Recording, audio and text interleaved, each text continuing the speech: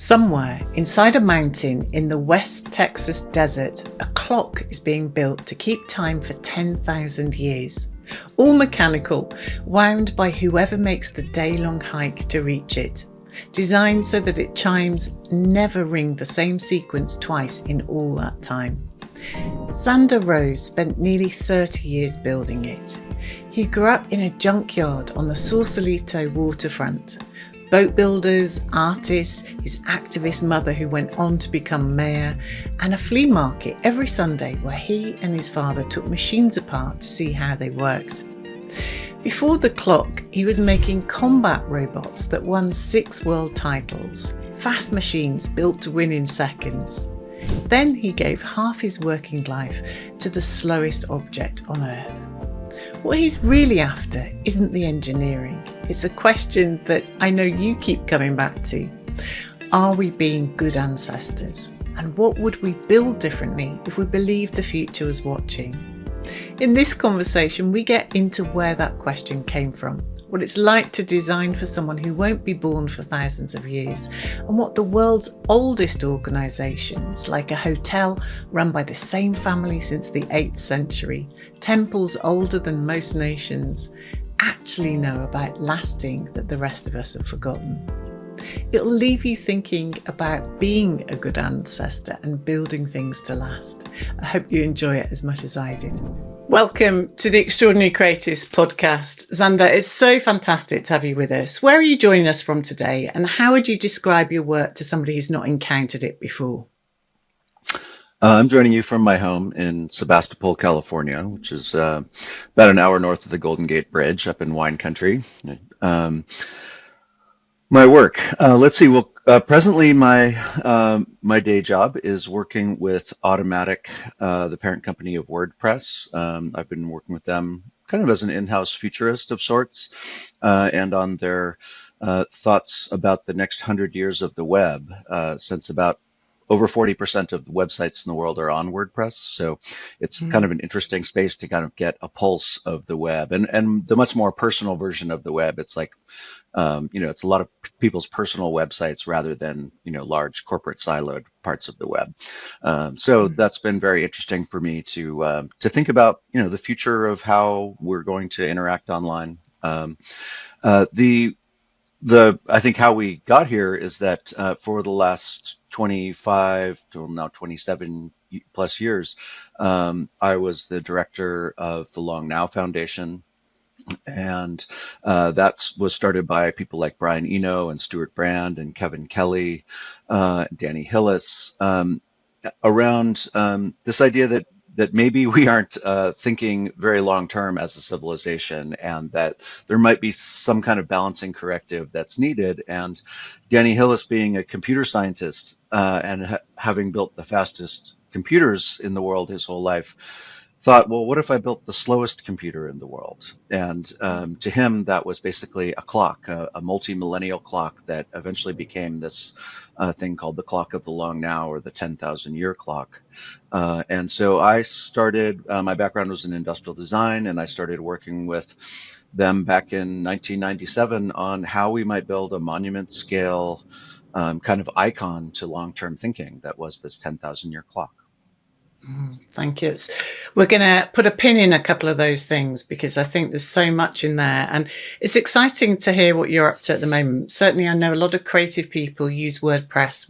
My whole website is built on WordPress, but it's interesting that kind of phrase that you talked about, future thinking, because I think that's something that artists and creative people are really good at, and so they'll love to hear a little bit more about what that entails. Yeah, but before we talk about the kind of a bit more about the current and the past, I wonder if we could time travel a little bit further back, because I was really interested to hear about your kind of how you grew up.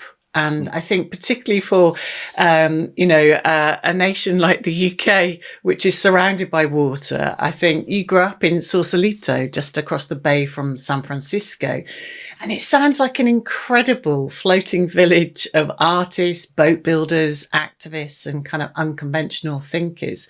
Could you give us a bit more of a sort of picture of that world? And what was it like to grow up there, Zander? Yeah. My father was an artist, and my mother was kind of an administrator of arts organizations, and she worked at museums and galleries and things like that before I was born. And they packed up all their stuff in 1968, or I guess it was 69, which is a very interesting time here in the Bay Area to actually leave. But Mm. and they got on a Yugoslav freighter to Europe. And were traveling around, and my mom got pregnant with me, and they had me in Paris in 1972, and then we came back in '73, which was a very interesting time in Sausalito, particularly, Mm. which is this funny little waterfront town. A lot of people think of it as kind of a tourist town that they take the ferry across the bridge for and have an ice cream and buy a T-shirt and take the ferry back from. But the it had this history of being a former World War II shipbuilding site from where they built the Liberty ships that were basically the cargo ships of World War II, and and people had kind of moved in there during the 50s and 60s as what was called often referred to as the last free ride. There was like a lot of places Mm. where you didn't have to pay rent. You could anchor out your boat. And there was these junkyards that were left over from the shipyards, and that's actually where I started kind of interacting with the Sausalito waterfront. And my father started the artist studios that were there, and one of the old waterfront buildings that were used for designing ships. And then my parents broke up, but we stayed in the area. My mom started dating another creative person who ran a theater company out of one of the junkyards that was in Sausalito. So I started, living in a junkyard, literally in a junkyard, when I was around 7 or 8 years old, and it was an absolutely amazing way to grow up for somebody who loves to build things like me. And it was Yeah. filled with kids and boat builders and artists. But it was also an area that was very much under threat. The kind of the hillside of Sausalito was getting ever more affluent, and the waterfront was staying just as funky as it had always been. And as that kind of disparate these kind of disparate communities started happening right next to each other, eventually there was authorities started coming in and saying, well, these none of these things are up to code. You can't live here, and so there was this right around the time that I started, like when I was 7, 8, 9 years old. There was what was called the Gates Wars, which was a very, very kind of rough time where they were like cutting boats loose and they were destroying homes with families in them, and so Gosh. it became this thing that my family became very active in trying to save, and Mm. this is and my mom got involved politically. All of her family did, really. But she got involved to the point where she eventually actually got elected to city council and became mayor and a county supervisor, all to really protect this interesting and creative way of life for the kind of largely disenfranchised kind of community that was the waterfront. They were very much kind of anarchists, so they're Mm. not very easy to organize kind of people because they all kind of ended up there because they didn't like rules and like to be organized, and but they kind of had to be in order to save the way of life of that was going on the waterfront, and she really helped bridge those two communities. So, got this incredible picture of you kind of hunting and scavenging around the junkyard, which makes perfect sense in terms of where you ended up and what you ended up working on. But knowing your father as an artist, so understanding the process of creativity, and then your mum who was in the sort of administrative side, there's something about you being very close and very live to the making part, but then also the kind of the lifestyle and the livelihood around it. What do you think you picked up in those early years that you've carried with you? Um, I just since I've recently gone through the passing of my mom, and my father and my stepfather passed a while ago. I've been kind of reflecting back on this, and I mean, I was just kind of swimming in this space. I mean, I would fall like my mom couldn't afford daycare or evening care for that matter. And so it was like I would go to every one of these meetings, council meetings. I fell asleep under the tables of these, various meetings of trying to figure out how to save the waterfront, how to plan the next event, the next party, the next parade, all of these things. And I went on tour with the theater company to Mexico and to Europe. Um, and so it was, I didn't really know anything different. So it kind of just was the way I grew up. I did realize, especially as I got older, that the other kids that I went to school with had a very different life. Mm. And I went to what are private schools here in the U.S., which are the kind of the expensive schools, and on scholarship. So I would, it was always very odd when other kids would get dropped off at my house in the junkyard, or later when we lived on an old tugboat. And they were, when I would get dropped off at their house, it was mansions and servants, and when they got dropped off at my house, so a few times their parents wouldn't let them out of their car at my house, which I thought was interesting. And that was kind of when I first realized how different, and how threatening maybe the way that we lived was to other people.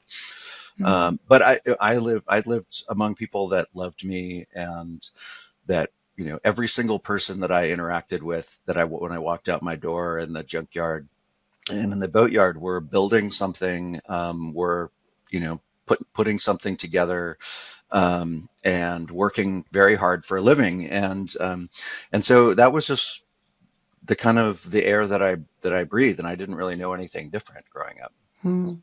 So it wasn't so much of a stretch for you to go from being a kid to kind of being an inventor, making stuff. Can you remember some of the first things that you made as a kid, where you started realizing you had a knack for it? Oh yeah, we would of course try and make anything that would explode. We would we made catapults. We made probably one of the things that gave us notoriety in town was we built this fairly large sail powered vehicle. And we would drive it on the bike path between our town and the next town, because there was a really good windy gulch there, and so people could see it from like the freeway. And then we eventually got like Mm. stopped by the police because we were on like a bike path with this very large sail car. And so that was kind of the first time where I was realized like the things that I was building might like get attention outside of my community. And then later people would say, oh, I saw you on the bike path. And eventually we got kicked off of the bike path. But yeah, so we were always trying to build something. And you know, in terms of my education, I basically always did want to be an inventor. And I remember knowing that from a very young age. And we had a flea market that was very close to where we lived, and my dad and I would go there every Sunday, and we would buy things and tear them apart and put them back, probably not put them back together very well. But it was a great way to learn how things worked, and to see all kinds of devices and things, on a weekly basis that maybe other kids would not see. So between the junkyard and the flea market, I was just always interacting with and tearing apart and trying to put back together various machines and devices. So, yeah. So we've got a real picture of you deconstructing things, then reconstructing, and this kind of expansive, I guess, thinking through making, that it was inherent in you, that actually to understand how something works, but then also to create something from fresh seemed like it was a second language almost to you.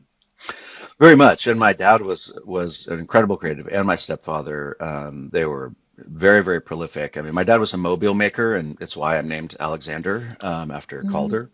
And there was never a moment that I go to his studio, which was walking distance from where I lived in the junkyard, and he wasn't making a mobile, running a figure drawing class. And my stepfather was always making theater and art pieces and set pieces for the theater. I had this bunk that was in the kitchen of where we lived in the junkyard, that the sound studio for the theater company was underneath. So I would go to sleep like listening to the music for whatever the next theater piece was being composed underneath my bed every night. So yeah, it was just kind of all around me all the time. Interesting. It's that idea of industry and creative endeavour, I guess. You said something about that sort of people working really hard.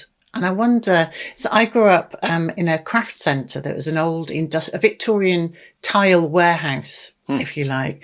And it was like you, I grew up with a mum who's an activist. And I was curious about that idea of being taken into those spaces of negotiation, like negotiating on behalf of creatives and creativity.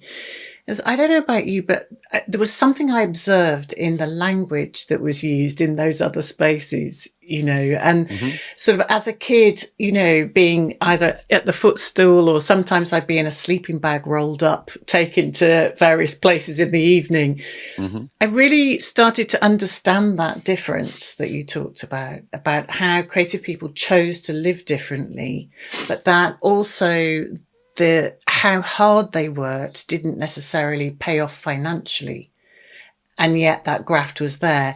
What seeds were sown for you in terms of thinking about that sort of parity and fairness growing up with your mum? I mean, it wasn't until much later growing up that I really felt that there was anything that had to do with money that made people's lives better. I mean, I think part of, growing up with the super wealthy and seeing their lives in their homes, like it was really neat to have a pool and, Mm. and stuff like that, to go to someone's house or to be able to be taken on one of their trips to, to go skiing or something.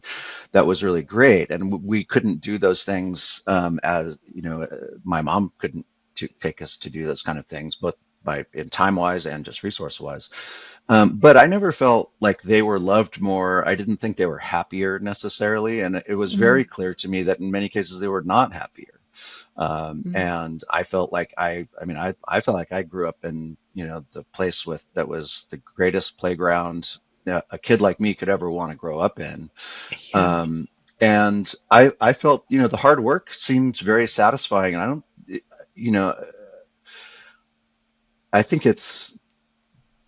I kind of think about it more now than any other time, is that, this idea of working very hard, as just the way that you operate in the world. And I would also spend my Mm. summers on the East Coast and my grandfather's horse farm, and it was like he worked me even harder than that. It was like sunrise to sundown, and I was like I also realized, like, I was working next to people who were in their 30s or whatever when I was a kid, and I was like, oh, this is their life. Like they have, they're going to work this hard always. And I am very sore and very tired, and I'm like 15 years old.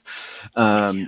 And so it was very clarifying, I think, to me, to go, oh, well, as much as as much as I love working with my hands, as much as I can figure out how to work with my brain, is probably going to be helpful for me, because I could see how people who worked largely, with their minds, as their kind of leverage force into the world, they were very comfortable financially, whereas Mm. people who worked with their hands often were not. And Yeah. so, finding that balance, whereas I really like working with my hands, I like building physical things, but I also love the theoretical side of things, and I think there's, finding that balance has been something that I've always been kind of playing with in throughout my career. So you ended up studying industrial design, and I wonder if you could tell us any of the kind of takeaways from that time, that fed where you've ended.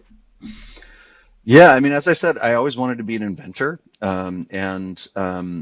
but there's literally no inventor school as near as that certainly there wasn't then. I haven't really looked recently, but um, so the closest thing I could find, actually, originally, people would always say, "Oh, you should be an architect," right? Because I think that's often what people think of when they see somebody who's creative and wants to build things.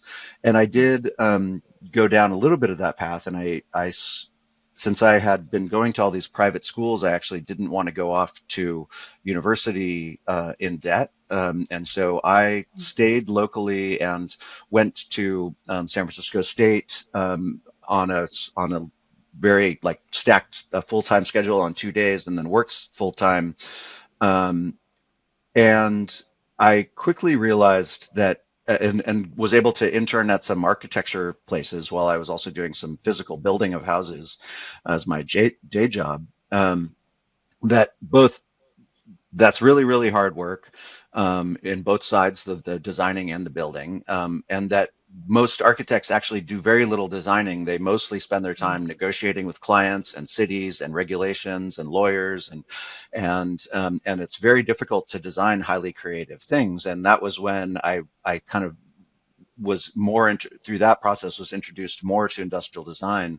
And so when I was looking at schools, I looked at schools for industrial design and ended up going to Carnegie Mellon in Pittsburgh, which it's the oldest industrial design program in the United States. So it's been around for quite a while and had a very traditional kind of building physical things first history. Strangely, when I got there, it also had a new director who was changing it to a much more theoretical department while I was there. But I was able to kind of get in on the previous program, and still get that much more hands-on version of an industrial design education that I was after. For our international listeners, Sanders, that haven't been to Pittsburgh, could you describe the city at that time when you were studying? Because I think it's an interesting context given the boat building yards that you grew up in.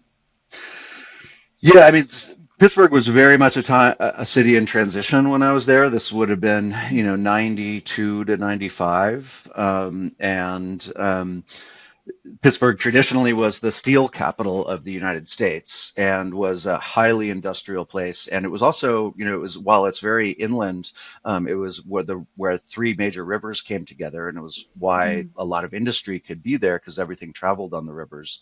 The upper part of the Mississippi, which turns into the Missouri, comes out of there, and then two other large rivers come together at that point. And so it was very much a waterfront town. And in fact, there was a lot of people from the Sausalito waterfront that were in Pittsburgh. So I actually stayed with somebody who was kind of a friend of a friend when I first got there, who was, living in a funky old warehouse on the waterfront. And so there was definitely a lot of parallels in that way. There was zero parallels in terms of weather. And certainly a very different kind of, not necessarily political, because it was very, I think, left leaning in the labor way, but not necessarily in the left leaning in the in the kind of hippie beatnik kind of way that my communities were. They weren't very progressive, I think, but they were very like worker forward. Yeah.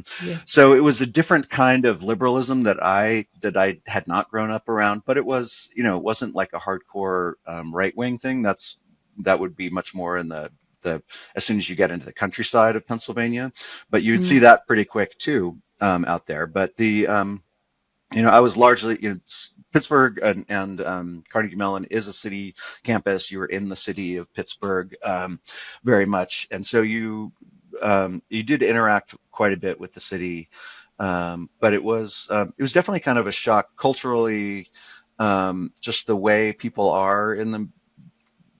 I don't know if it's really Midwest or East Coast. It's kind of confused that way, but the they people were very much more closed-minded in terms of new ideas and art and things like that.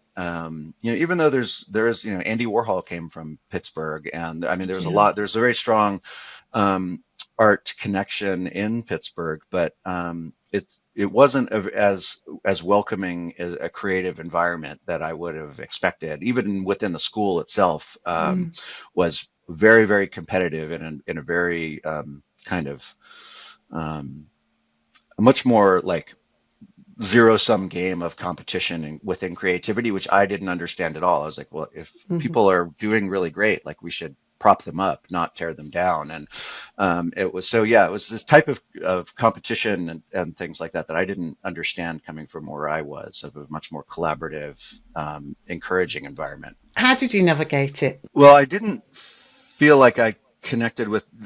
the communities, like within the social communities within the school. So for instance, I didn't really understand how things like fraternities and sororities worked, and Mhm. I thought they were kind of something that was in movies, and I didn't realize that they were like very real, and that the entire social scene of the school was run through them. Being an engineering school, it was like 3-to-1 male to female ratio. So if you weren't like connected to sororities, you also weren't going to see any of the opposite gender. um, and so that was very odd. And I think I felt strange enough that like I ended up being the first white kid to live in the Black Student Organization house. And I I felt much more akin to that community than I did to any other community in the school. And I started working on. There's a human powered vehicle competition that's been going on for over 100 years at Carnegie Mellon, and I started working with the Black Student Organization and on their vehicle for that. And so I kind of dove into that.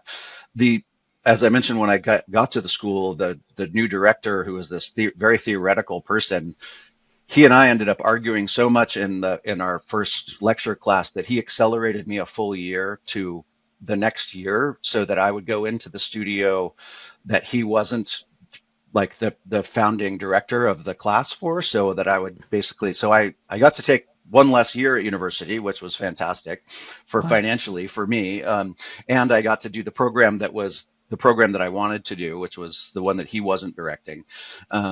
But it set me apart socially because the way Carnegie Mellon would basically cut almost half of every class on the competitive programs to each year, Mm. so that I was going from a class of 80 kids to a class of 40 kids who'd already made it past that first cut, and they were like, "Who is this guy, and why Mm. do we have to deal with him now?" And it's a very intimate studio kind of environment. And then the class that I got accelerated out from were pissed off at me, and so I had a very I had to struggle socially to um, both because I kind of felt differently and operated differently with people in the world than Mm. they did, and then also got set apart by some of these other things. So It sounds like a really challenging time because you were raised to be an independent creative thinker, but you were part of a creative community that really valued each other's creativity and that communal kind of living. So I'm curious as to you've obviously got the human powered vehicle, which sounds amazing. I'm sort of thinking about the Flintstones when you say that. What were the kind of projects that you ended up getting your teeth stuck in that helped us understand how you then moved into working with digital technology?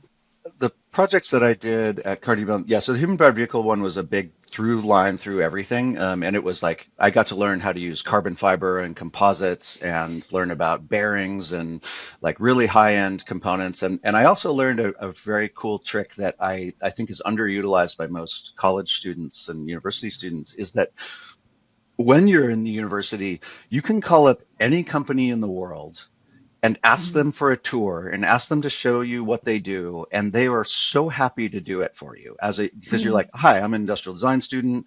I would love to like I'm trying to learn about bearings, I'm trying to learn about carbon fiber, I'm trying to learn about whatever," and they will Mm. like open their doors to you and be so kind. And once you're out of college, like you're just a person and like asking to go see some facility, and nobody really will do that for you. But I kind of figured that out, and I started taking tours of like these amazing facilities. Like, I mean, sometimes weapons facilities that were building missiles out of carbon fiber, sometimes like Wow. an America's Cup boat building facility, which lets nobody in, let me in. And so I got to see some of these really cool things and see people building things out of the materials that I was starting to work with in school. And it gave me a window into, I think, how industry works and how to build things out of very high end components, which kind of definitely set me up for what was going to happen next in my career around things like the clock, about building one off devices Mm. out of exotic materials and materials that people don't often think of. And then also in robotics, strangely, I also do that in my personal time, and so these things kind of started to they were I can think back on it now as this was me learning about these things, and my all the projects I did in school were basically one-off things. I was never interested in like making another plastic toaster that was going to be mass produced, which is largely what industrial design is, right? Is like how to Mm. make mass produced objects. And that was never of interest to me at all. And I never went to work at, while I did intern at a few industrial design firms, I never went to work at one. And so, like, my senior project was a biathlon rifle built for a specific athlete on the U.S. Olympic team. So those are the kind of projects that I wanted to do was, something that was one-off object in the sense that it's almost like art in that way, where you're Mm. building a purpose-built thing that is, the very best of that thing that it can possibly be, rather than, one of 10 million new, you know, plastic objects that we might Mm. have in the world. So, yeah. So, but you're interested in expanding something rather than just making something function. You wanted to sort of expand the uh, thinking and opportunities around something. Yeah, I mean, I was only interested in building something that was the first of its kind. Like, I had Mm. zero interest in building another one of anything. Yeah. I always wanted to build something that I felt like pushed an envelope in some direction, in functionality or design that, because otherwise it just wasn't interesting to me. If Yeah. I'm just making another one of something that may be slightly prettier, that I was not like my skill set wasn't in styling so much as it was in kind of pushing the envelope of functionality. And did you have a hunch at that time, just as you were leaving college, what kind of problems you wanted to solve? I realized that I didn't really want to work at industrial design firms, and I came back to Sausalito, um, and but I think I was lucky in the sense that in the mid 90s, coming back to the Bay Area, there was a huge kind of computer and tech boom that was going on, and that was the time of like CD-ROM game development, that also the virtual world development. That was the first wave of this. Was actually, VPL, and some of the companies that were invented the very first versions of virtual reality were based in Sausalito. Mm. Autodesk, the maker of AutoCAD, was founded in Sausalito, and the neighboring Gosh. town next to me. There was just even, we think of Silicon Valley as, which is another hour south of where I lived, as where a lot of these things, but actually the more creative companies often came out of Marin County, which is where I live, across the bridge, or in San Francisco proper. And so I landed right in the hotbed of that, and literally, someone across the street, or literally across the basically hallway from my dad's frame shop that he ran, was a place that was doing work with LucasArts and Chrysler and their virtual world stuff. And I just met him and got my first job basically doing that. And then I started doing game design, with LucasArts, and some of these kind of interesting, kind of weird marketing projects with Chrysler, that gave me access to really high-end computing, with SGI, which eventually led to artist in residence with SGI, which was Silicon Graphics, which was at the time was where the highest end graphics computers, these kind of $500,000 computers that were the only things that were doing kind of photorealistic renderings and things like that, were coming out of. So I kind of fell right into that. And while it wasn't building things physically, it was very, very creative environment because there were no Mm. physical limits. And so that was what I landed in when I got back. And I worked in that field for about a year, and I went through a few of these cycles of like game design and marketing with the Chrysler, and you work these kind of 20-hour days, and then you produce this thing on a CD-ROM, this little plastic circle that goes out into the world, and it's interesting for about a week, and then it was then on to the next thing. And I did a few of those cycles, and I was like, oh, well, I don't know necessarily want to do this forever. Mm. And that was when I spoke with Stuart Brand, who I had known through my mom's activism, in the waterfront. and I had started playing paintball when I was a kid, and he actually was a paintball player, and so he and I became friends separately. That before I went off to college, and I knew that he was kind of an operator in the world. He had founded the Whole Earth Catalog. He had written a book on MIT's Media Lab, and then most at that time he was writing this book called How Buildings Learn about architecture. And so I'd always checked in with him. He had written me, recommendations to go to college and university, and I checked in with him, and I was like, I'm doing this now. I don't want to do it forever. Um, do you have any recommendations? And he connected me with some interviews at different software companies. But then he also told me about this project, which at the time was this conversation, this email conversation with Brian Eno and Kevin Kelly and Esther Dyson and Doug Carlston, a lot of these kind of early Silicon Valley founders and thinkers, that was about this long-term thinking idea. And at that time, it was just an idea. Mm. And so I went on some of these other interviews, and I got some other job offers actually, but I kept thinking about this at the time. It was just called the Millennium Clock, and I kept thinking about it, and I came back to Stuart, and I was like, this sounds like a project that I would love to work on if it's going to be real. And it was unclear if it was going to be real.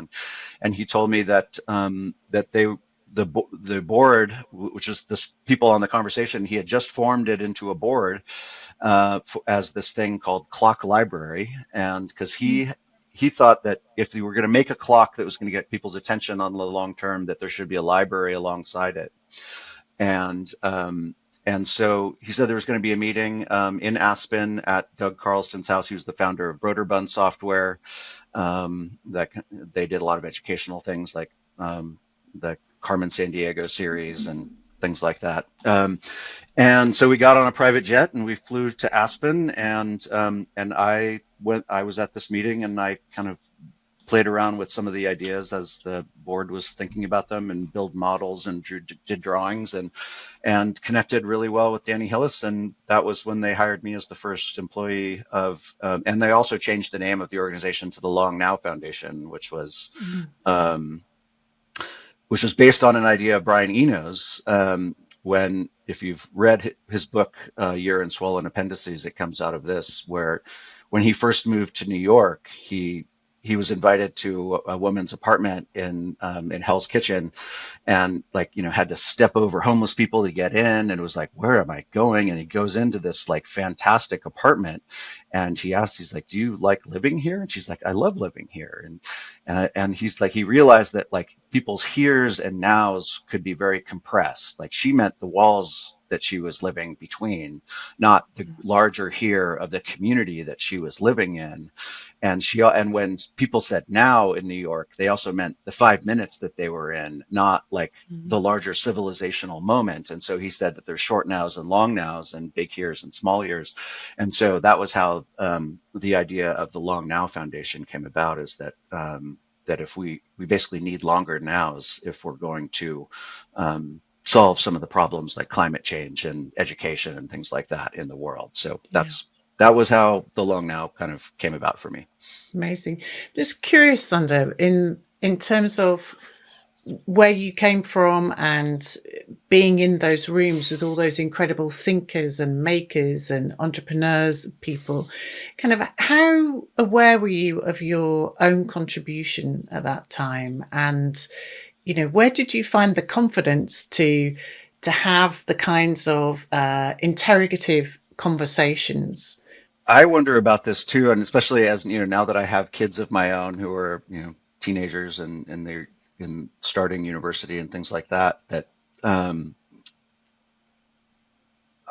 honestly don't know where I got it. I never. I just felt. I think my mom was always very good at running in very kind of posh circles, and she was very good at bridging those gaps. And I would go to parties at fundraising parties at large museums and galleries and things like that. So, and I went to school with very wealthy people, and people who certainly thought they were very important. And then in politics, this kind of happened again. Being around politicians, and so talking with them and operating and being in those rooms just didn't, I was not intimidated by it, and it felt like, it was just another room, and I was more concerned about, the conversation and the ideas than I was the stature of the people. And sometimes I think I overstepped in a lot of those cases where I didn't quite realize how important the people were that I was in the room with. But thinking back, but I think the benefit was I just was not intimidated by really any situation, and was felt like my opinion could be valid no matter where I was. I'm also like a tall white guy, and I think I was, I was, while I have a very humble background financially and things like that, I think I was generally assumed to be part of the club, which was very much to my benefit, which I don't think I realized until much later in life. Yeah, it's interesting. I know we're all more aware, I think, of our privilege in that sense. It strikes me that you're somebody who's clearly just driven by the idea and and a collective endeavor, that you like working with a team and being part of a team, and it's that sort of creative fizziness that you get when you're creating something that's more than the sum of the individual parts, if you like. I guess what I'm interested in the mix of it is because you've got such a broad range of maker and thinker skills, if you like, is where you started getting a sense of your own flavour, as it were. Like, so where you knew that it's when you're working in group scenarios, it's very important. All of those people that you've described all have their own strong flavours, right? So, but actually together they make an incredible kind of complementary stew, as it were.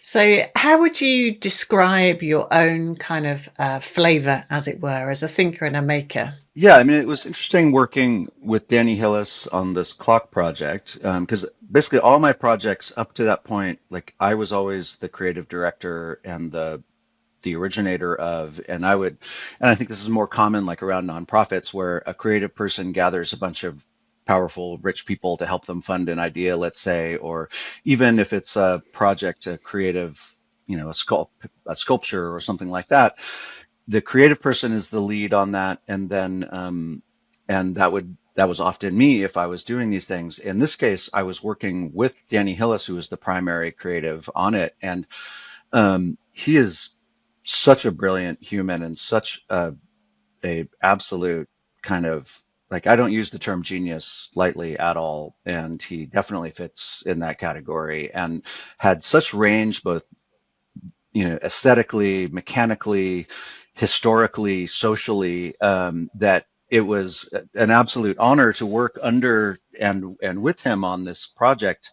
And Stuart being like, knowing his history as like a culture hacker, which kind of, the culture hacking was really much more the way that I have thought about design, and any piece of work that I wanted to do is like, I wanted it to change the world in some way, right? And I in university, it was, I kind of very quickly realized that I didn't want to do mass produced things, and it was also where I was really starting to get a sense of like just environmental impact of Mm. industrial design, and how we just keep producing stupid plastic objects, rather than objects that can be truly recycled.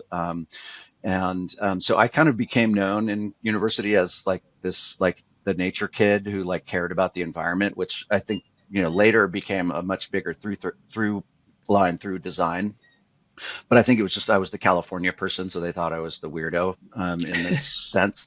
But I very much, like, I only wanted to make things that were 100% out of very high end materials that would last a lifetime, or things that could be basically you could put on the ground and they would biodegrade. And that kind of, those are kind of the only two things that I wanted to make. And to me, that's kind of the only two ways you should build things for the world. Otherwise, you're wasting materials and putting things into landfills. And so that led me to learning about very high-end materials, because of that, for anything that you do want to last for a long time. And then when we started working on things like this clock project, Um, and I started learning about materials. I was always fascinated by unique materials and getting access to material scientists, Danny Hillis's knowledge. Um, that was where I really started, I think, kind of getting a different way of operating in the world. That if you could, you basically you have to start with either materials or processes or building your own machines to build the thing that you're building to truly build new things in the world.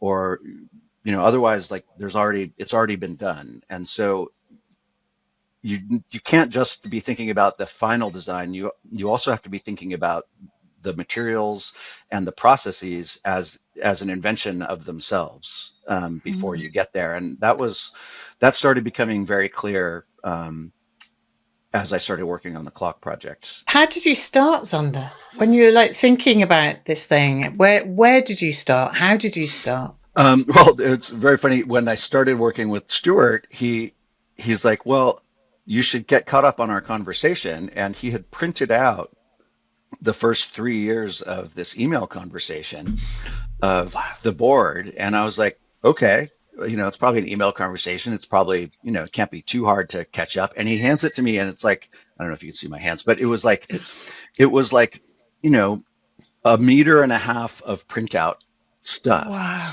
And not every page was filled, but it was also not light reading. Like it's like Brian Eno talking about his theory of time, and so it was like fascinating stuff. And so I started reading through that. And then I'd never designed a clock before. So I started reading all I could on clocks and time and all of this. So, literally this clock is the first clock I ever designed or worked on or built. Wow. Um, and so started finding, and I kind of did the thing I did in university, which is I also tried to find the living experts in some of this stuff, which is actually kind of hard in horology because most of the people who made the greatest inventions in horology have passed because they're, 200 plus years ago. But some of them, there were some that were alive, and most of them in England, interestingly, or Switzerland. Mm. And so I started making contacts with some of those people. And then I also started realizing that there was kind of funny rifts in the clock versus watch world. They both historically, they came out of separate guilds. And Okay. so the clocks were really for like churches and tower clocks, like the longest Okay. continuously running clock in the world, or extant running clock in the world, is at Salisbury Cathedral. Okay. Um, and But watches were this whole other guild that came out of it was kind of a mix of navigation and then high-end jewelry, really. But, And were they very protective of their guilds? well, they weren't so protective as they were very. They would discard the others' work. Like, the watch people feel Okay. like the clock people are these, gorillas, operating with these huge components, and the clock people think the watch people are jewelry, nerds who are just trying to Ah, make another yes. $2 million watch that is crusted in diamonds. And but I think the reality is they're both doing some incredible things. And so it was, I felt like I could come in from the side and kind of learn lessons from both of them. Um, Mm. Simultaneously of all of this, it's kind of an odd thread, but it made a lot of sense. It kind of helped me in both ways. But this was kind of 96 and 97 was when I started with the clock project, but it was also when I started doing two other things. One was going to Burning Man, and started building Mm. large scale art for that, a few years into that. And then I also started doing this competition that was started here in the Bay Area, it was called Robot Wars, which went on to become a TV show and competition in the UK, and then split off into a thing called BattleBots here in the US. But these were the other two places in my personal life where I was in the clock project. I was working under Danny Hillis on the clock, and then on my own with my friend who I had grown up with in the junkyard. He had gone off to become a machinist, and worked on fishing boats. And we both had kind of came back to Sausalito around the same time. And he was working in a machine shop. And we heard about this competition called Robot Wars that was going to be 2 weeks from when we heard about it, and so we decided to build a robot for that. So those are the other two kind of where I was kind of more creative lead on these things rather than following somebody. So we've got, I mean, it's interesting because you ended up winning 6 times, I think. Is that right? Yeah. And I was really struck by you earlier saying, that competitiveness wasn't kind of in you. So how did you and your friend find it in you? Because they were kind of lethal, some of your inventions, right? Well, yeah. To be clear, when I said competitiveness, like competitiveness in the sense of like tearing somebody down, that kind of Yeah. like toxic competitiveness. Now, like I did this human powered vehicle thing at school. I was very, very competitive. I loved winning. I loved competition. I did play sports like in high school and things like that. And I'm very competitive in that sense. And I played paintball and was a world champion in that.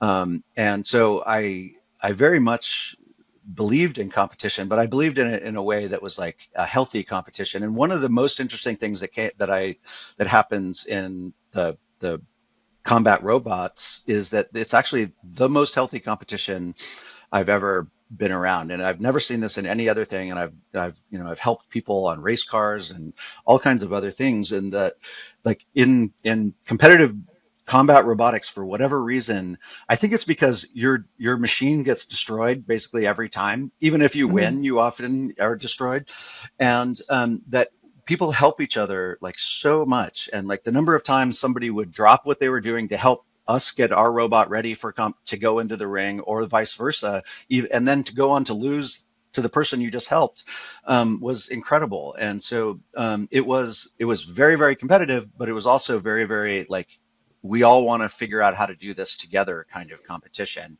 Mm. So that was the kind of competition that I really enjoyed. And There's that's, I think, something. also more like the work at Burning Man, which was, it's not competitive, but it is the competition at Burning Man is like it's a competition for eyeballs, for like doing incredible things, and it's more like the art world in that sense, right? Like, and it's very easy to build something that you think is very incredible and massive and a large intervention, and then have it just be dwarfed in that environment of Burning Man. And so that was kind of a very different version where it was like how do you make something that can even register on a landscape so large? I'm really glad we're talking about competition, actually, because nobody's spoken about it so beautifully on the podcast before. And I think very often creative people feel a bit embarrassed or like it's not part of them. But actually, if you're often in competition with yourself, right, as a creative person, because you're refining something or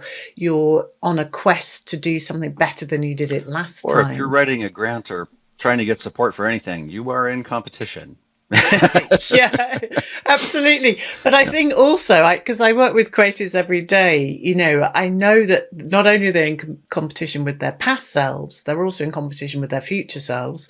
Mm. And they're aware, particularly in the visual art world, which is a kind of an odd shaped thing, where there's this idea that there's only so many pieces of the pie to go round, which is kind of bullshit as far as I'm concerned, but Hmm. this idea that actually a healthy competition means refining ideas in the service of others, Hmm. and there's something about that feels more comfortable to a lot of creatives. So I'm glad that we touched on it, but also really struck by this idea of you working on something that's like going to take 10,000 years to then working on these things that get destroyed within nanoseconds, And curious, how do you square that, Zander? It didn't really occur to me right off the bat, I'll be honest, but I think, there was certainly a lot of, just the machining practices and material science knowledge, something that can last for 10,000 years, is going to be made out of very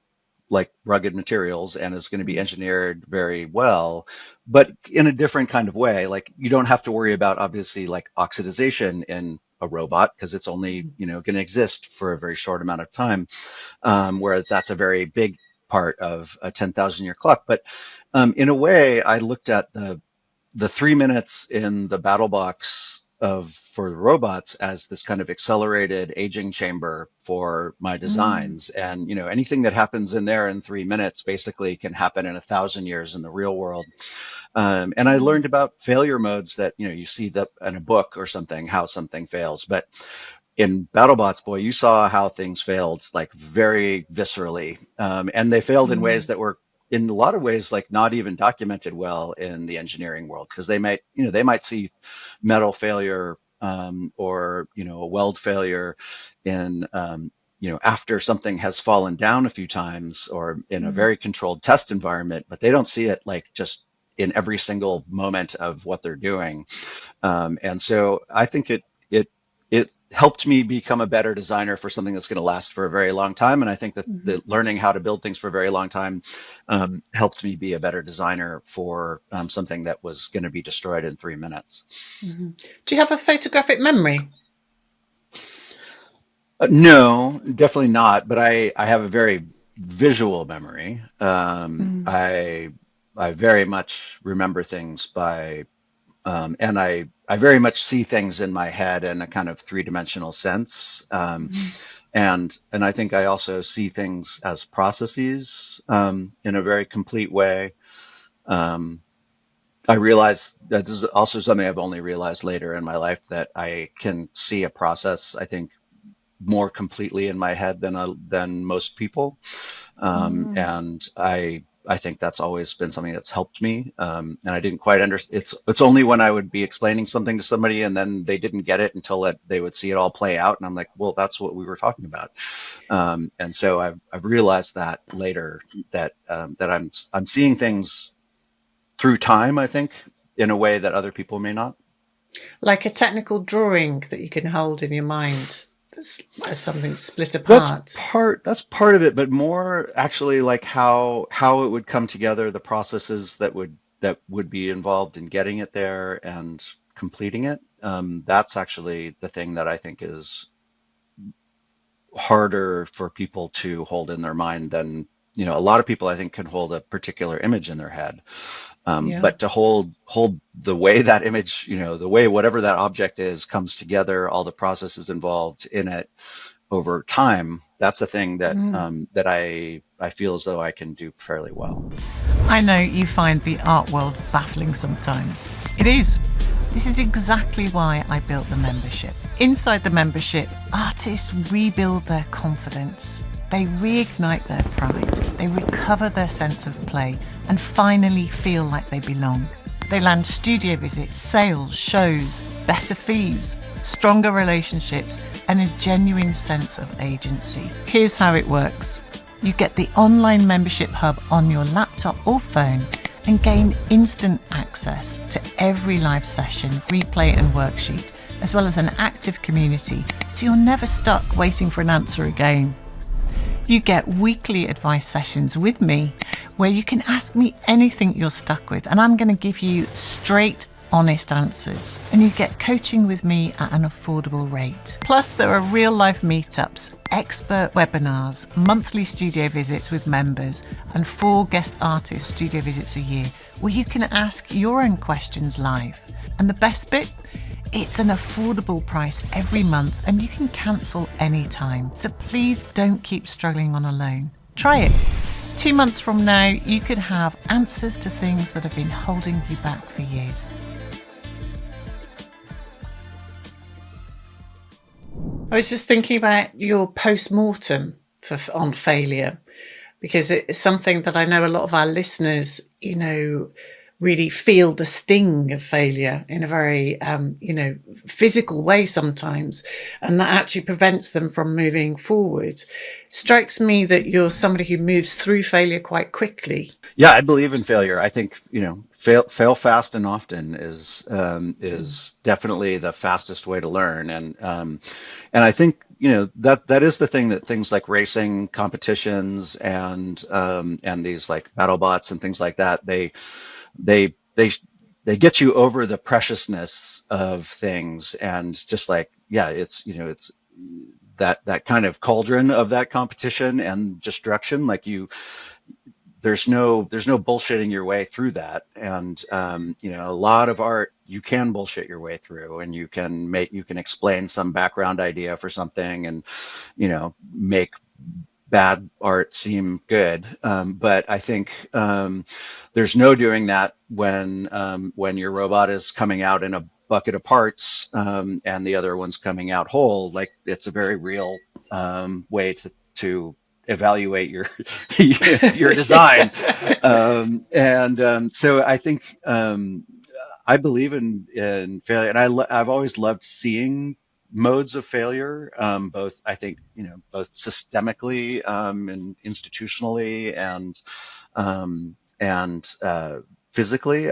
Like, I think, one of my favorite museums, right, is the museum uh, in Florence. That's actually it was the old warehouse, where they put things that didn't work out for the Duomo, and like there's an unfinished, um, I think it's a Michelangelo Pietà, where he found a flaw in the marble halfway through, but one side of it is completely finished, and as you walk around it, it's less and less and less finished. So you get to actually see every stroke of the chisel and how he was bringing that shape out. And like, that is a vastly more interesting piece to me than the David, right, where you see the final thing only. Um, Mm. and I think, I can learn from that, whereas I can't learn from the David, right? Like, I can learn, yes, it's a beautiful aesthetic, it's everything, but I can't learn like how he was thinking. Whereas this unfinished one, you can see that was considered a failure, that you can see how he was thinking as he was creating it. That's much more interesting to me. Yeah, I'm always encouraging creative people to let people into the process a little earlier, because actually people often champion you deeper and longer if they are bought into the process, because it's Very much, yeah. actually a fabulous way of transferring that enthusiasm for the idea between you. Um, I know that we will share images of the 10,000 year clock as part of this, but for people who are listening on podcasts rather than watching, I think it'd be really great to describe it visually if you could, because for me it looks very like what we now know as a quantum computer in my mind. It kind of, but it certainly, that I haven't wasn't thought the of that. That's case funny. when Yeah. you started.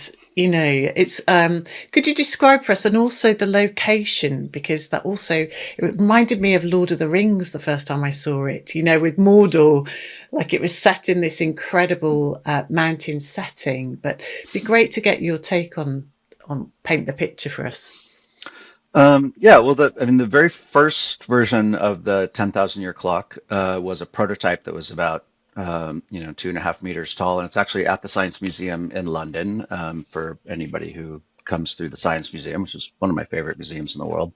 And that one we finished in 1999, and installed there at the museum in 2000 when they opened the new wing there, the Making of the Modern World exhibit. And it's the last thing, so it's kind of the looking forward.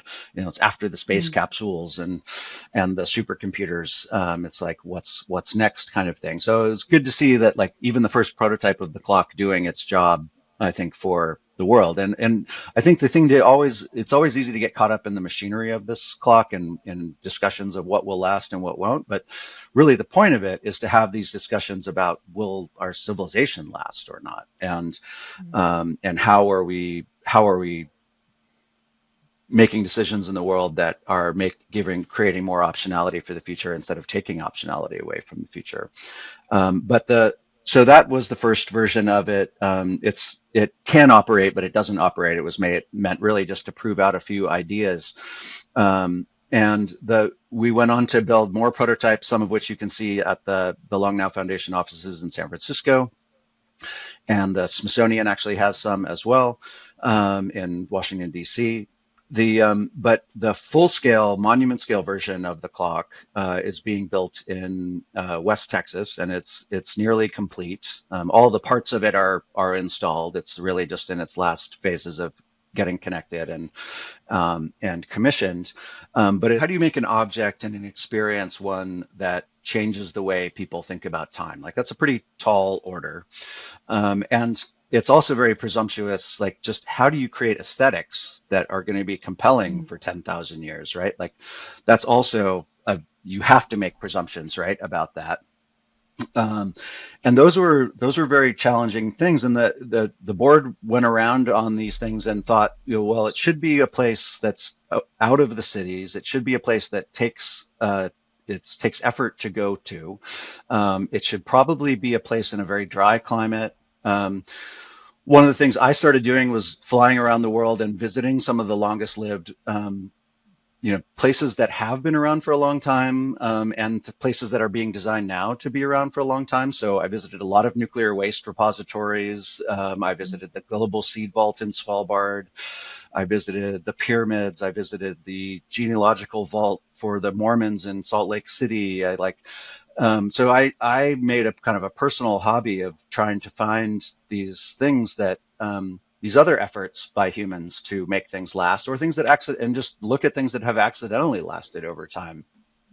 And you quickly realize that one of the biggest challenges of making anything last for a long time is basically its immediate environment and water, right? Like, water Mhm. destroys everything, and um, the things that have lasted for a very long time tend to be underground, but they also tend to be in a place that are not flooded with water. So you kind of need to be underground, but also above a water table, and it Mm. needs to be able to drain out. I went both the Global Seed Vault and the Mormon Genealogical Vaults, both designed to last for 1,000 years, had both flooded multiple times already, and had not thought about water very carefully from the beginning. And so that kind of led us to looking for a high desert site. We actually purchased this mountain in eastern Nevada. One of the things you can do in the United States is purchase things like mountains, amazingly. And it was this inholding in the Great Basin National Park. But we also realized that permit wise, that was going to be very difficult to build there. And then Jeff Bezos had been buying land in West Texas for his rocket launch facility, and was also really enamored with this idea of long-term thinking, and came on as the funder for the full-scale clock, and also donated the land for that project on his kind of ranches that he was putting together for that facility. And it happened to have these tall mountains that were above the water table, that were limestone, so they're reasonable to carve into.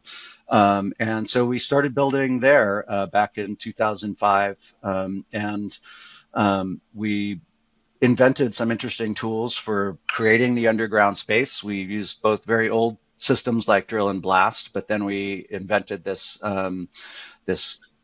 diamond chainsaw robot that, this was also kind of a strange confluence of BattleBots and building a 10,000 year clock. Was this robot that was built by these guys up in Seattle, that have been building really interesting rock cutting machines for a long time. And we developed this one of a kind robot that could basically use a 9 foot diamond chainsaw belt blade to slowly slice through the rock and cut 400 vertical feet of spiral stairs, where every stair is actually slightly different. It's narrowing through the whole staircase.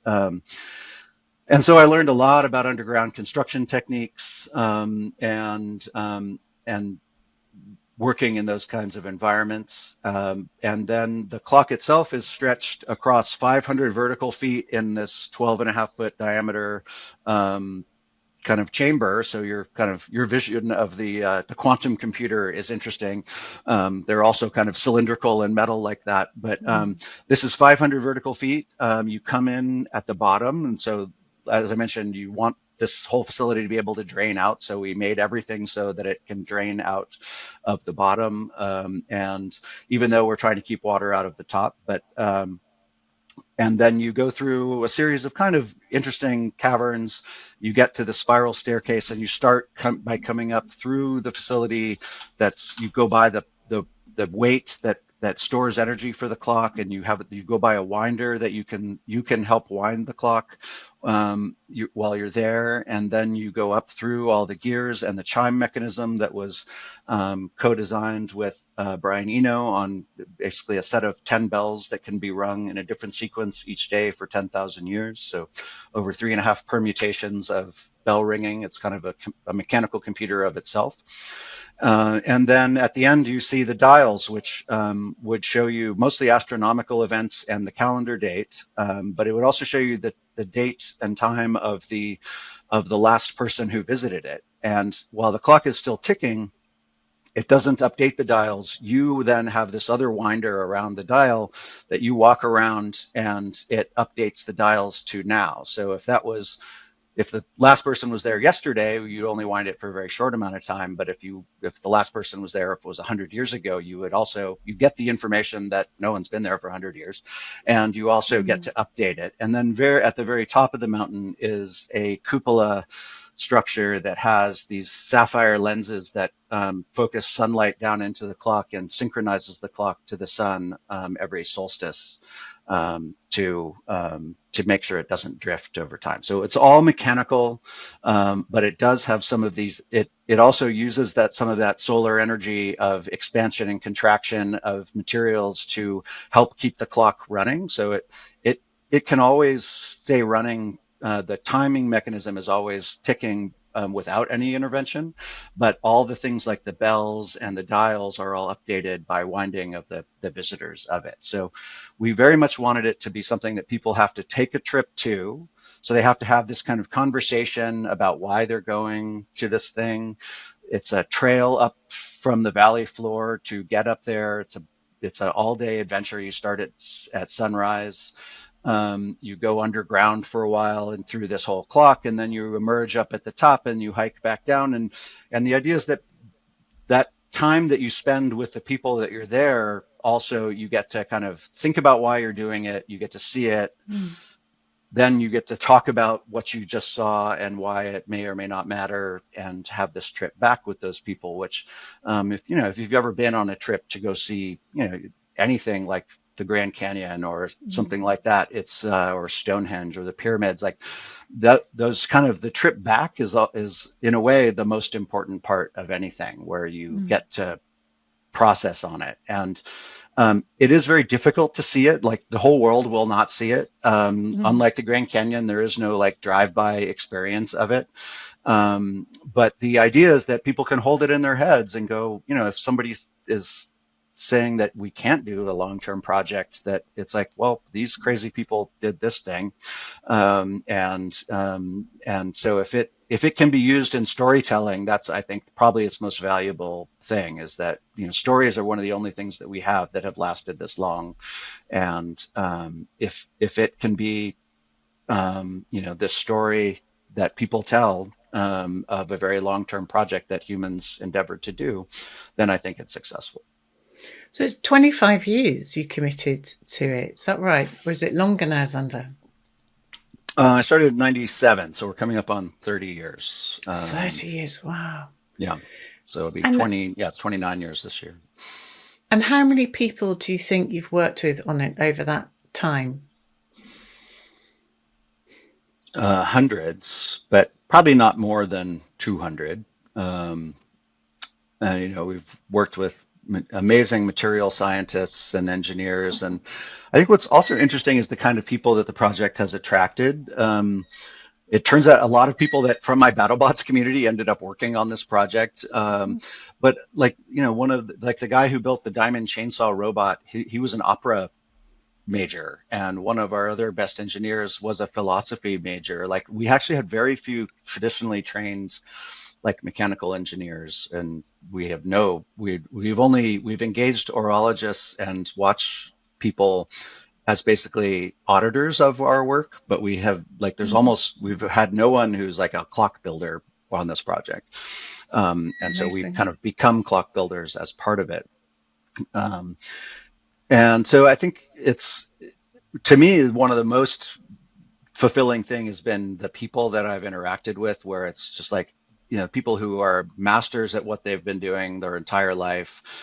A lot of projects they work on don't really get to talk about or see or think about in terms of how they help the world. And they took on this project not because it was a big moneymaker for them. And in fact, many cases they donated their time or their company's resources just because they were captured by the idea of it, and they wanted to do something they wanted to use their powers for good in the world, Mm. and not just build another, windmill gearbox or something like that.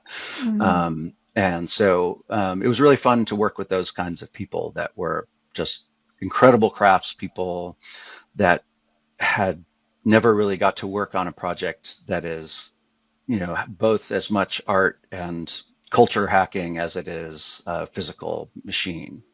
Mm. There's so many questions, and I know there's a few that I know our listeners will want me to ask you, but I'm curious about that sort of relationship between thinking and making, and the kinds of contributions that you had from everybody. So it feels like, and I might be wrong, it feels like a secular kind of philosophical cathedral in a way, where people will go to think about their place in the universe, but also to marvel at human creativity and a joint endeavor. But I'm curious now, looking back over all these years, what's your take on the quest? Now you're standing back and it's being realized, and particularly thinking about the world that we're currently moving through, with the acceleration of AI and the kind of political climate at the moment, and thinking about the climate in particular. What's your take on the kind of the resources that have gone into the project, but also kind of the desire or the quest to leave something behind in a way? Addressing the resources thing right off the bat, I mean, I think, often I see criticism of the project of like, why would you waste millions of dollars doing this thing? And I totally get that. Like, yeah, you can be feeding hungry children with millions of dollars, but you could also, the kind of money that this is a lot, but it's on the, it's on the kind of same scale as a rom-com movie that gets made and forgotten in a week, right? And it doesn't, and for whatever reason they get a pass for spending millions of dollars on that. But if you try and make a piece of art like this, then everyone's like, why aren't you feeding the hungry children? And so I think, there's a lot of ways to spend money in the world. And I think the and resources. And I think if we do our job right with this thing, it will at least be a touchstone and a reference that maybe make people think differently about the way that, writ large resources are used in the world. And, maybe we can, it'll inspire someone in a generation to stop having less, or to improve our situation with the hungry children, right? So, or the education, or any of these very long-term problems, you're not going to solve them with one spend of several $1,000,000. We do it daily, right? And so we really need to change the systems that civilization operates under, and that's really what the clock is trying to inspire. Is that, ironically, to your point of the secular cathedral, Neil Stephenson, the science fiction author, wrote a book called Anathem, which is about a world of 10,000-year clocks that's basically these secular groups that build them and maintain them as a way of having long-term thinking in this world. And so I think it's already, even though it hasn't even been finished, Neil wrote this very much inspired by the Clock Project. And so it's already doing its job in that sense of helping storytelling to do this. And I think that if there's, even if the clock were a total failure, just having that kind of story being told in the world is a success to me. So yeah. Has it made you think about being a better ancestor? Very much so. I mean, I think I get this question a lot. Is like, how has this changed you, like, and how you operate in the world? And I think, I still have deadlines. I still have to get things done. It's not like it doesn't give you an excuse to not do things. I think in some senses it gives me more urgency to prioritize things that really need to be done now in this generation. And it's not an excuse to take 1,000 years to do anything. What it is it's trying to not take off the table anything that does take long time. Like right now, it seems like if it's longer than an election cycle, we don't even want to do it because you're Mm. not going to get credit for it. You have to pay all and do all the effort, and somebody else is going to get the credit for it. But it's just like the return on investment in an education system, right? Like you don't see that return on that investment until a whole generation of people have gone through that and is now in jobs and productive in the world, and that's somewhere around 30 to 40 years. And it's why it's often can be overlooked by political situations. And it's it's when you start thinking on these terms, you start thinking about that, and then you also think back, like back in time, like when were moments when people built things that helped me as a person, and helped civilization operate. And some of these really large infrastructure projects around water, certainly, here in the U.S. around water and energy, and some of these, the times where we did build big infrastructure, we're still living off of that benefit of those things. And you think, well, what am I doing now for the next generation to create that level of optionality? Mm. And I think the two kind of key principles that I think I've learned out of all of this is that you you really want to be able to trust the future, and you don't want to take optionality away from them and not trust them. Like they know more about their present than we could ever predict about what they were situation that they're living in. And we like to have as much optionality right now, right? Like if we take away all the old growth forests, if we rip up all the train tracks, we're basically taking all these options away from the future of being able to interact with these kind of resources or have these resources.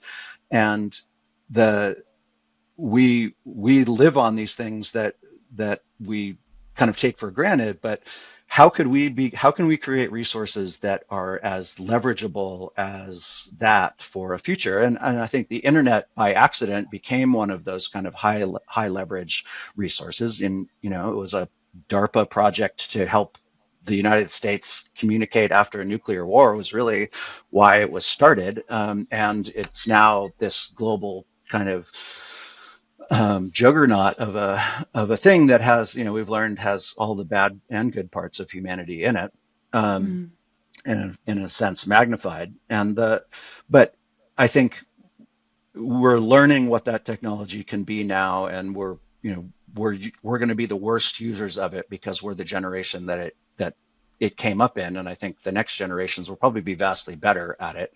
But how can we make that environment better? How can we make that a free internet rather than a siloed internet? How can we make a world that where facts can be verified versus untruths be the thing that wins every argument?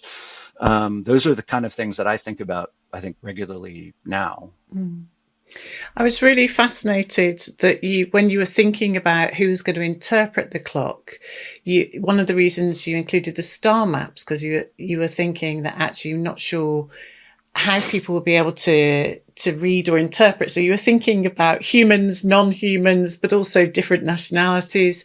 And I was thinking about that, not only the practical thing, but also in your team thinking around beliefs and belief systems. Is this a thing, an object that would make sense to future civilizations? Would they measure time in a way? How would they think about being present right now? And I was wondering, did you document any of those conversations? Just like you had to read that giant tome of discussion, which I'd love to have read myself. Just the thought of you guys, people riffing off these ideas and just stretching their own capacity as thinkers and makers. Like, how do we think beyond ourselves? Um, Well, a couple things. Yes, we actually work with the Stanford Digital Repository, and long now submitted everything. And Stuart Brand's whole archive is there too. So they have taken on the kind of backstory of all of that and archiving it, which has been great that that's happened.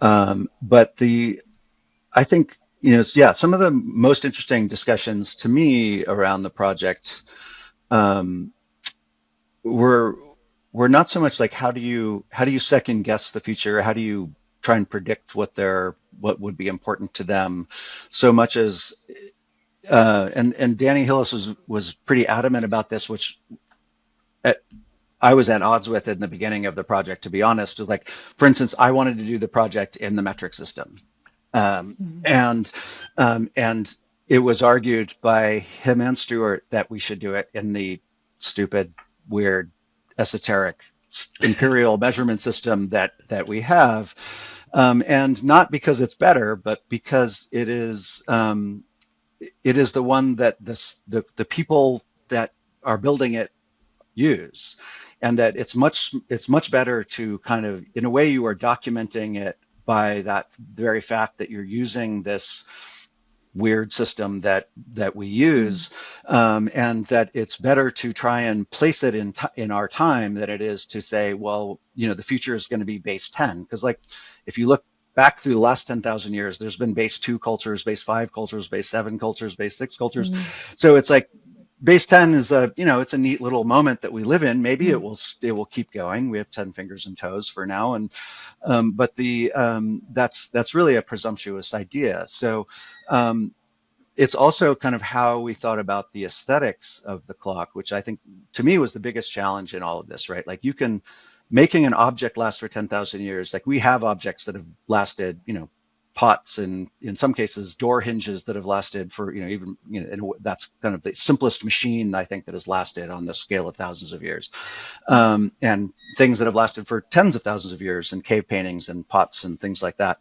But when you can look back at those and go, what was beautiful, what is still beautiful now, and like you can see some of the aesthetics in like the cave paintings of Lascaux or Egyptian art, and so you realize that there are aesthetics that hold true, right? And so that is was helpful for us to figure out our design language.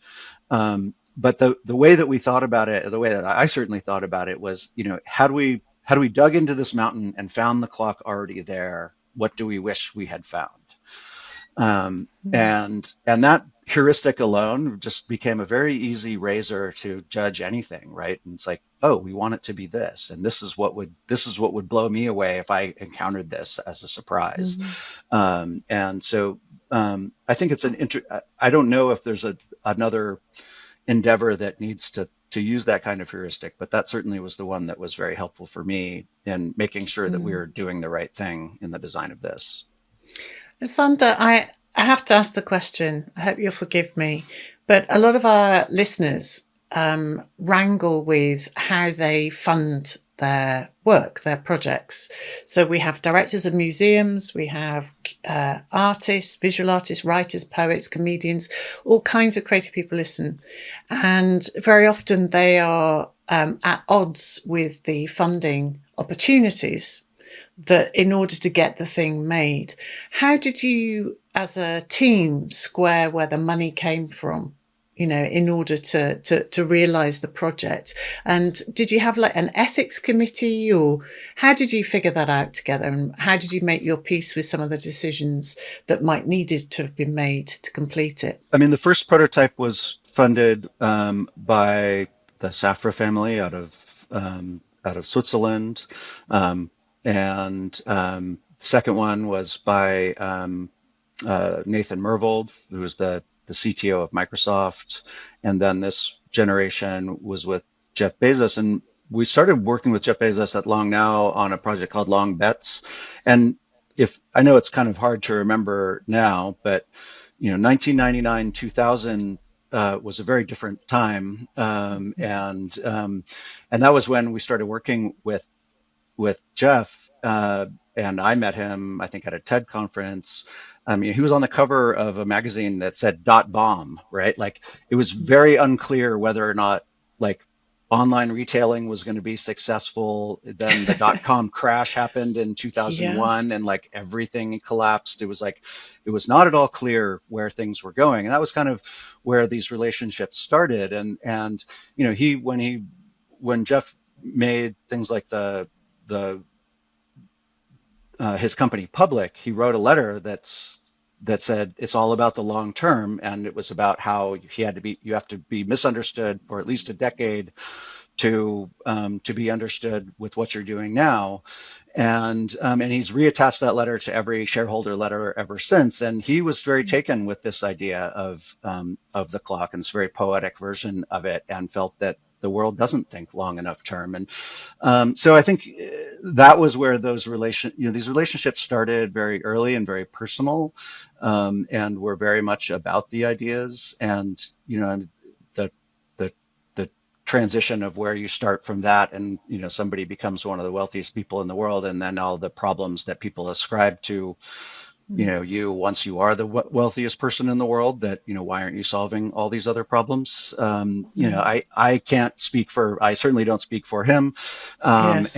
and his choices, but I think this is a choice that he made to do something that is that I think is at least an interesting intervention to make people think differently about time and the world. And so that's it comes from that, and it doesn't come from, there was certainly no, like, the ethics committee of Long Now was its board, and or is its Mm. board, and it was and there were certainly some times where we didn't take money from certain people and certain situations because they just didn't feel right.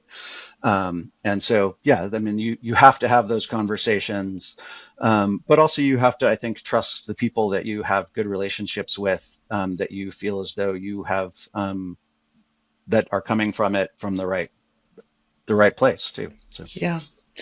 Well, we're in a very different time, as you said now, but you're distilling everything you've learned about longest lived organisations into a book.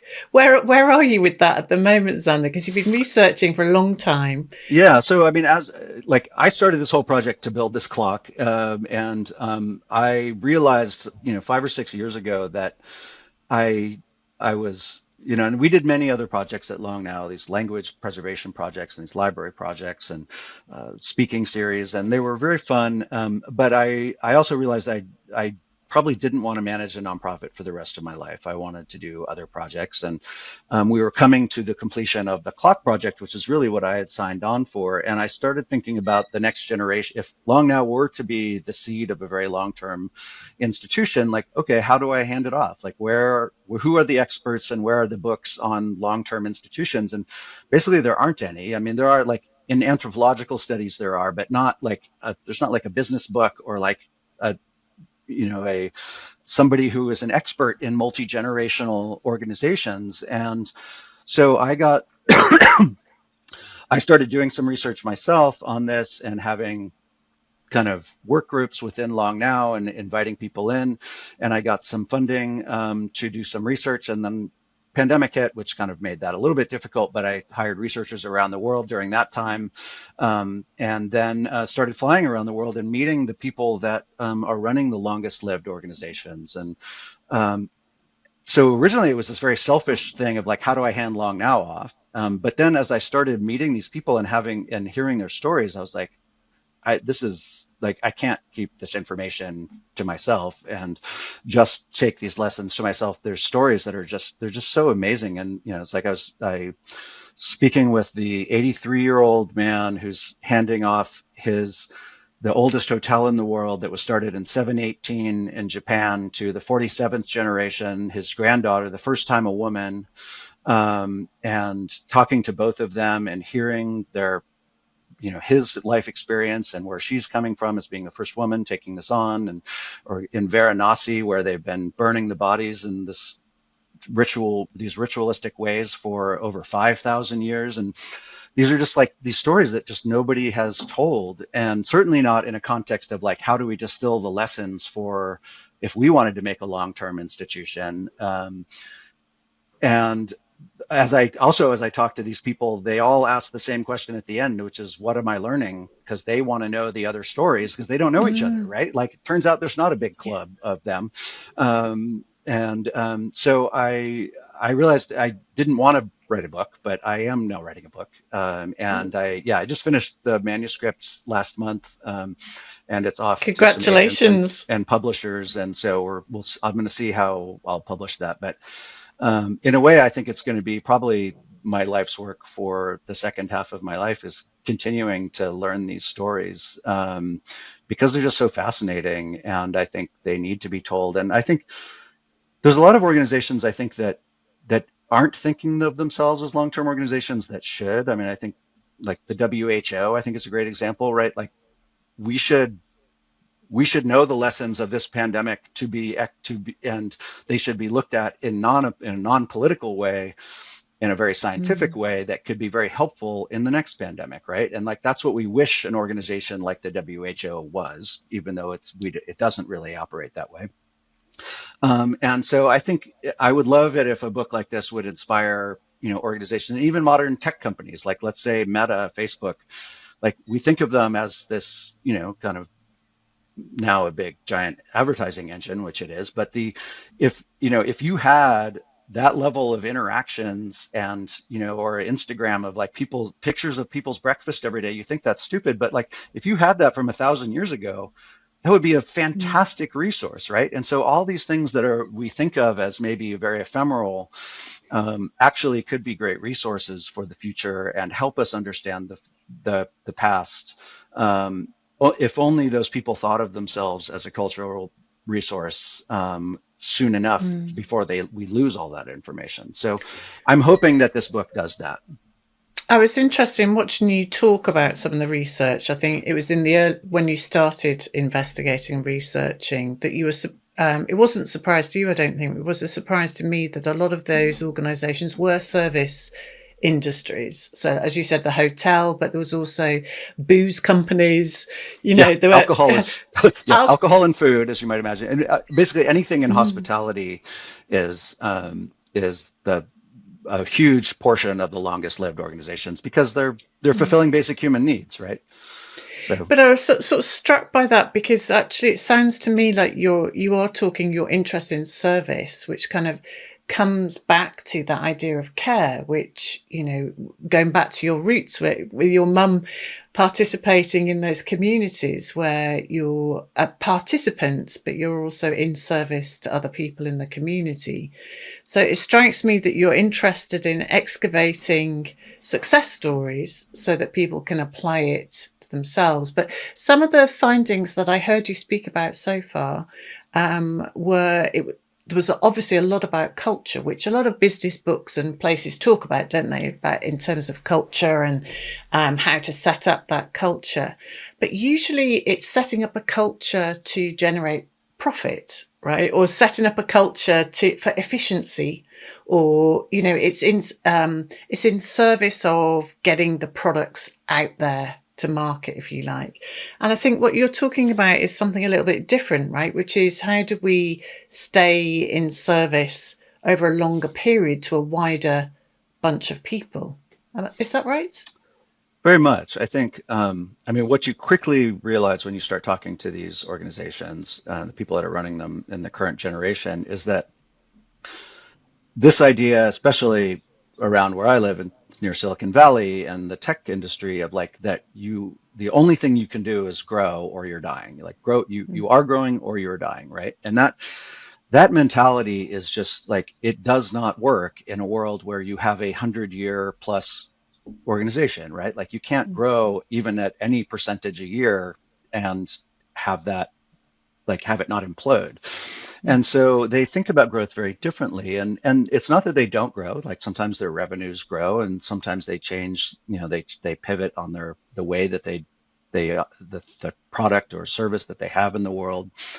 But they think about it much more in terms of how do we make something that can last another generation, rather than how do we make something that grows exponentially to within 3 years, or 18 months. And so it's the culture part of it is much more about like how do we create a culture within our organization that is a place that we all want to live in, like Mm.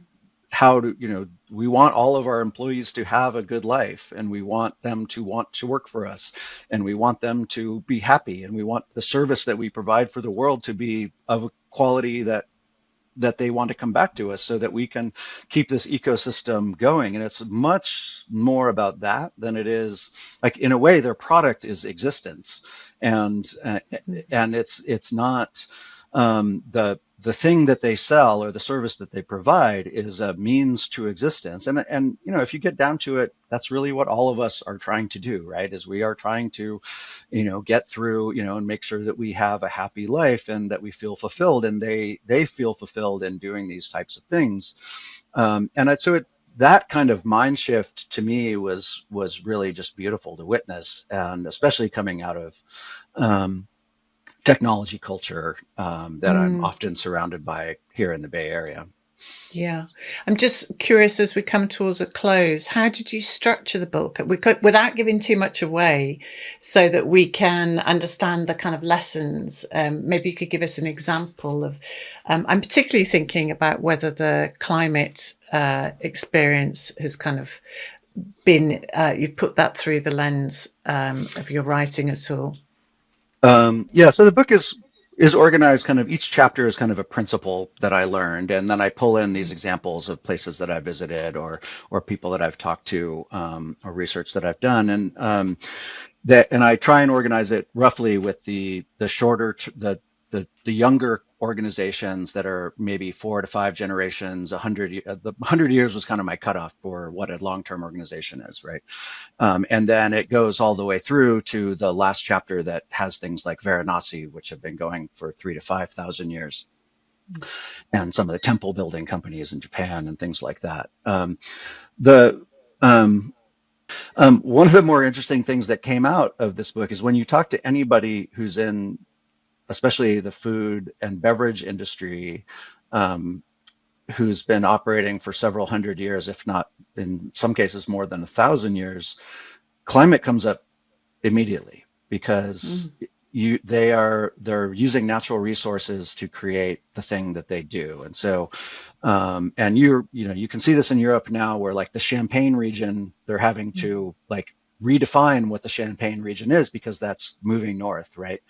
And mezcal is happening here in the Americas, where you can only legally have mezcal from the mezcal region of Mexico, but where that grows is becoming further and further north as well. And so, this happened, so that, like, I visited with a tea company that is 900 years old, and they had harvested things just locally around them for the last 900 years, but in the last 50 years, they're having to get things from further afar.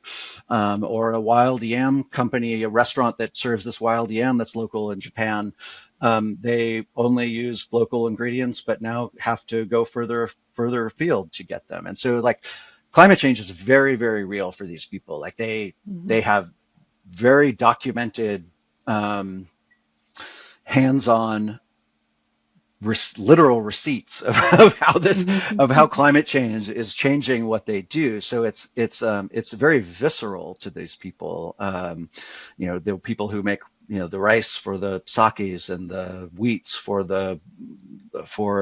beers and things like that. They're all changing rapidly, and for the first time in the entire history of these companies. So it's like, I think climate is a very interesting story to see through this lens, because it is just so matter of fact, and it's not where, insanely, we still have this debate in the United States. It's Mm. it's so undeniable in this sense. Mm. As we come to a close, Zander, what would you encourage our listeners to do if they wanted to start thinking a little bit more about how they can be, maybe not just better citizens and ancestors, but think a little bit longer term for the people that they leave behind? Um, well, I'd just go back to that optionality part, and the trusting of the future part. Don't, if you're making a decision in whatever field you're in that takes options away from the future, you're probably not helping it.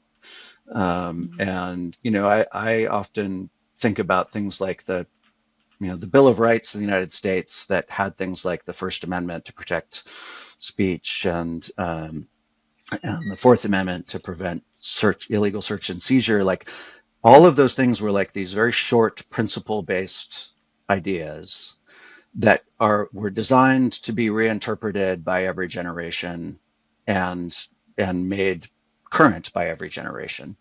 And whereas a modern law in the United States and in most developed countries are these like 1,200-page nightmares that nobody reads and that are so prescriptive because they don't trust the future. They do not want the future to reinterpret them in any way that they have not laid forth, right? And that's, I think, a mistake. Like I think we're far better off as a world where we make systems that are designed to be rethought by the future and to have the options to rethink. And that can be a natural resource. It can be a man-made resource like a water system or a power grid or a forest that we don't cut down, or a river that we preserve. Those are all, those are natural and man-made infrastructure that we get to leverage. And if we take those away from the future or don't build an updated version for the future, we're doing it wrong. We're not helping. So, yeah. Thank you. It's a beautiful place for us to end. So if somebody wanted to stay in touch with you, Zander, where could they find you? How could they connect with you? I have a personal site named rosefutures.com, rosefutures.com. And it has links to all my projects in the web and art projects and the clock as well. Do we get to see some battles on there too? I don't know how much I link to some things of my BattleBots, but yeah, you can just search for BattleBots and the most recent robot was named Bronco, and you can search for that on YouTube if you want to see a battle. Yeah, so it's worth it, listeners. Thank you so much for spending so much time with us, Zander, and for sharing your work. It's been such a treat. Really appreciate it. Near the end, I asked Zander what he'd want you to do with all this. He didn't reach for anything grand. He said, don't take options away from the people who come after you.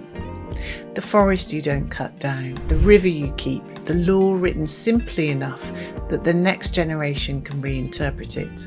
That's the work. Trust the future. Build it room to think. So what stays with me is how ordinary he made 10,000 years feel. Not a reason to do less, but a reason to take the long overdue thing more seriously. The project that won't pay off in an election cycle. The work whose return you might never see. He builds anyway. So here's what I'm leaving you with. Look at what you're making this week and ask, who's it really for? Then ask whether you're adding options to the world or quietly removing them. Thanks for being here and for listening.